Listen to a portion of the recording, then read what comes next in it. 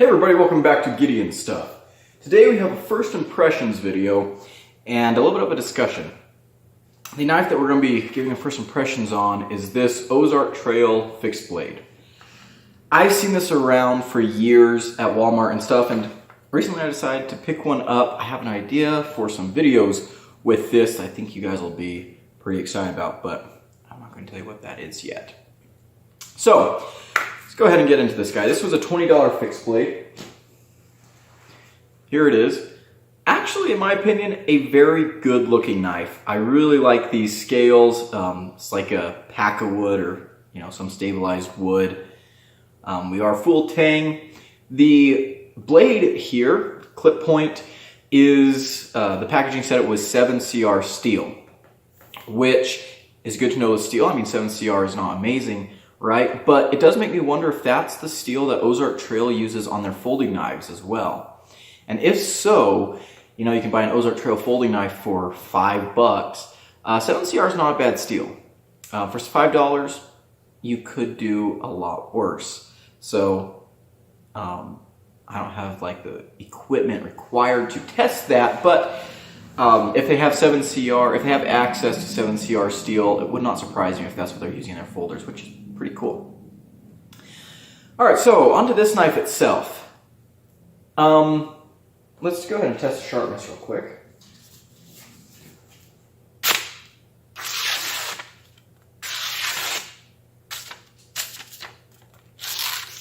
Okay, there's a little bit of something down here, but the rest of the edge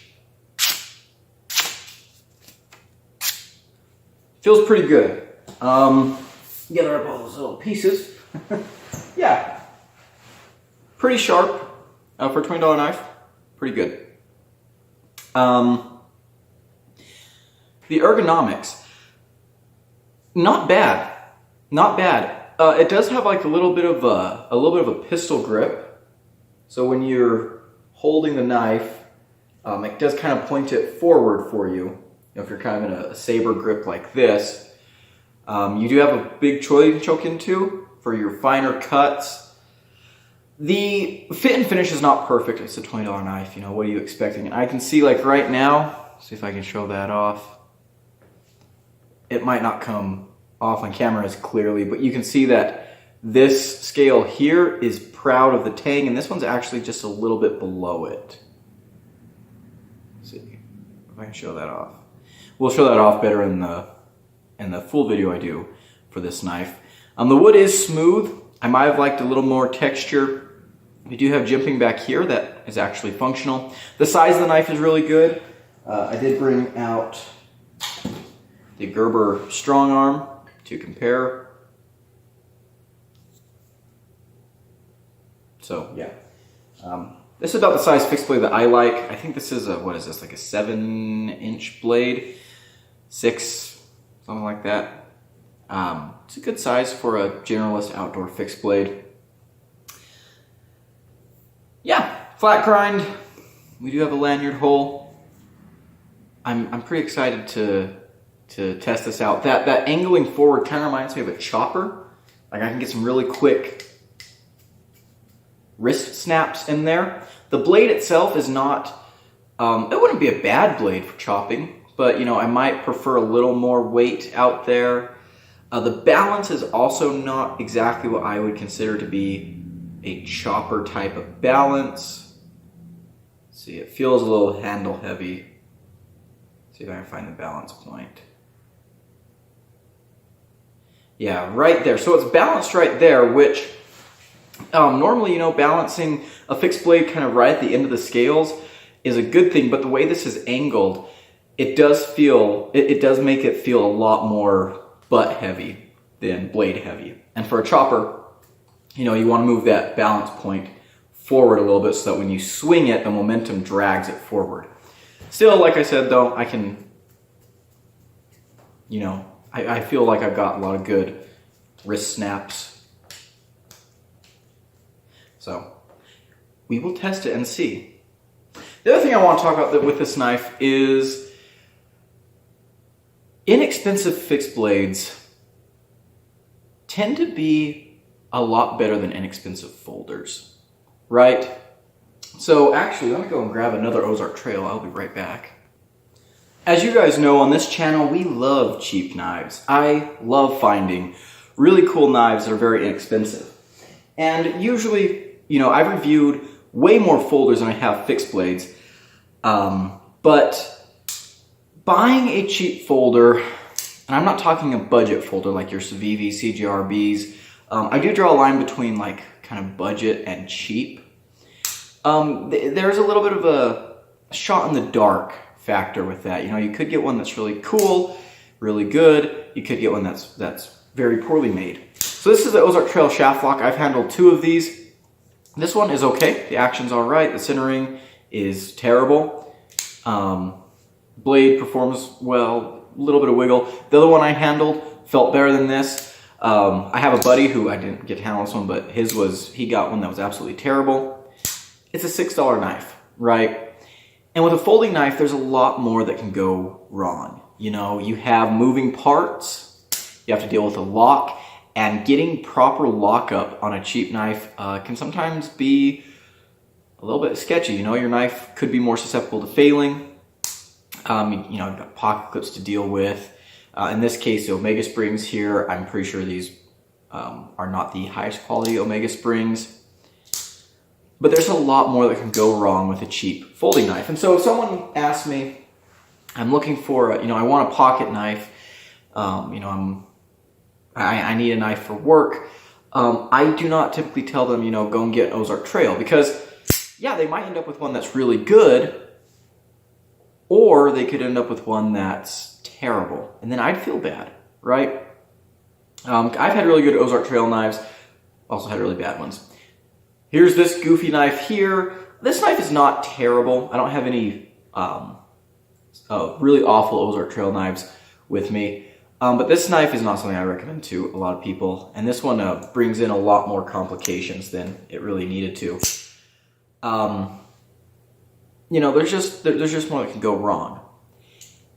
And I've said before that if someone is looking to get just one knife for everything, they want to be super minimalist, I recommend a fixed blade, because you can get them at, you know, somewhat, I mean, you can get fixed blades generally more affordably than you can get folders, and it'll handle basically everything you throw at it. It might not do some things as well as a dedicated pocket knife, but it'll do a lot of things better, and it can, you know, be forced into some pocket knife tasks.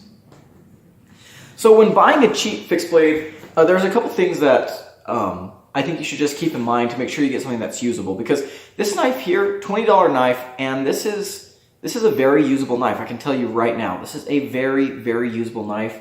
This is a knife that I think anyone could buy and be pleased with.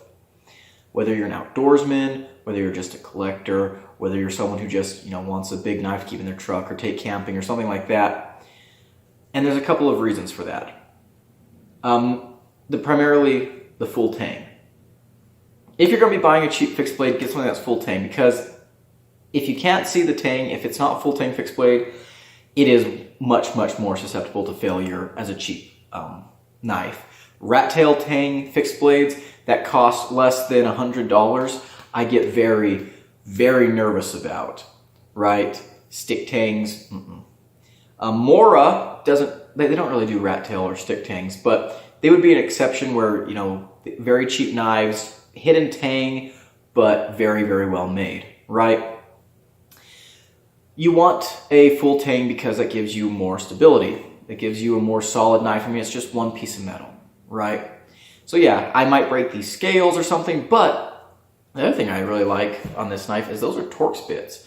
So if I crack this scale, I can take these off and make new scales and throw them on there, and we're good to go, right? This steel on here is nothing amazing, 7CR, but it's going to be super easy to maintain. And for a fixed blade that you're going to be, you know, maybe beating up a little bit, you also think you can sharpen in the field, something that'll be nice and easy to put a very usable edge on. I also have the sheath a little bit here. Nylon sheath. It does have a plastic insert, which I really like. Kind of a bulky sheath. It has a strap here for retention, which at first I didn't think was going to work, because all it goes over is this little part of the blade here. But it actually does hold the knife in there, so I can't complain, right? It's only a vertical carry. You know, some people like that. I don't mind vertical carry. I do prefer scout carry, but, you know, vertical carry is fine. A lot of times when you're buying a cheap knife, a cheap fixed blade, they do cut a lot of corners on the sheath, right? And that's not a huge deal to me because honestly, you know, if the sheath is just absolutely horrible, I don't want to carry it at all, I can put this in my backpack, right? If I'm going outdoors, I can put this in my backpack and this just keeps my edge safe, right? If I want to carry it on my belt and the sheath is horrible, it's fairly easy to make a new sheath, right? Most people who are even mildly competent with leather work can make a decent sheath, right? So that's not a huge issue. Again, we're dealing with a cheapo folding knife. You know, you got to worry about the lock failing. You got to worry about, you know, parts not working right, blade play, safety issues, things like that. With a cheap fixed blade, honestly, I don't think this would break very easily. It's a fairly thick chunk of steel. Maybe it's heat treated terribly. I don't know. We'll find out in testing. But there's not a whole lot that can go wrong here. Am I going to get a whole like the best performance out of this? No, it's 7CR steel. But would I feel okay giving this knife to one of my brothers? You know, they're going camping. It's like, hey, take this with you. Yes, I would. Would I feel comfortable giving one of these to my brother and saying, you know, oh, look, you need a pocket knife here, have this one? No, I don't think I would be, right? And again, I'm not trying to just dog on Ozark Trail specifically here. I carried lots of Ozark Trail knives when I was a teenager, and I liked them a lot. I use them a lot. I like Ozark Trail. I do think they make really, really good knives for the money, but there is more variation or not variation, but there's more of there's a larger margin of error for cheap folding knives. I guess another example we could use is, you know, would I give my brother a cheapo gas station M-Tech Zombie Slayer pocket knife and feel good about it? No, I would not. I could give him this and feel good about it, right? You know, yeah, it's just a $20 fixed blade. You know, it's nothing amazing. It's Ozark Trail. It came from Walmart. But I think he'd be able to use it, and I think it would, you know, do everything that he'd want it to do. So that's going to be my little bit of a soapbox to stand on, you know, because you'll see people arguing all the time in the comments and stuff. You'll see people say things like, you know, oh, you don't need to spend more than X amount of money on a knife. And I don't have it with me right now, but my favorite fixed blade of all time is a Cold Steel SRK, $45 knife. I would say that with fixed blades, the point of diminishing returns, I think Nick Shabazz is the person that you know, kind of coined that term for the hobby. $45 is about where it is. The Cold Steel SRK, SK5 steel or SK85, I know the steel got rebranded, but really good steel, very dependable. It's a carbon steel, takes a good edge, holds an edge actually decently well for a carbon steel in my experience. Pretty tough, you know, it's a good deal. That knife has great ergonomics, the sheath is fine. Everything that you need out of a fixed blade you can get in the Cold Steel SRK. So yeah, with fixed blades, once you hit the Cold Steel SRK, you know, you can get things that are fancier, maybe have more premium materials, but utility-wise, that's about as much as anyone would need, I would say. For a generalist like survival knife, of course, if you're looking for a skinner, there's other knives that are better skinners. If you're looking for a bushcrafting knife, you know, there are things that would be better bushcrafting knives, but we're talking general terms here.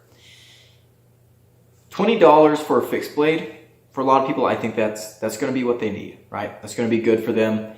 Again, broadly speaking, there are some really, really crappy $20 fixed blades out there, but, you know, make sure you've got a full tang, make sure you've got, I would say, decent thickness on the spine. You know, you don't want kitchen knife thin hunting knife. But yeah, fixed blades, I think you can definitely safely go with cheaper options more often than you can with folders. But that's going to be it for today's video. I just want to give a quick overview on this knife here. I do have some special videos planned with this guy, and I think you guys will really, really enjoy them. So, until then, I've been Gideon. Thank you so much for watching. I hope to see you in the next one. Don't forget to like, comment, and subscribe. Adios.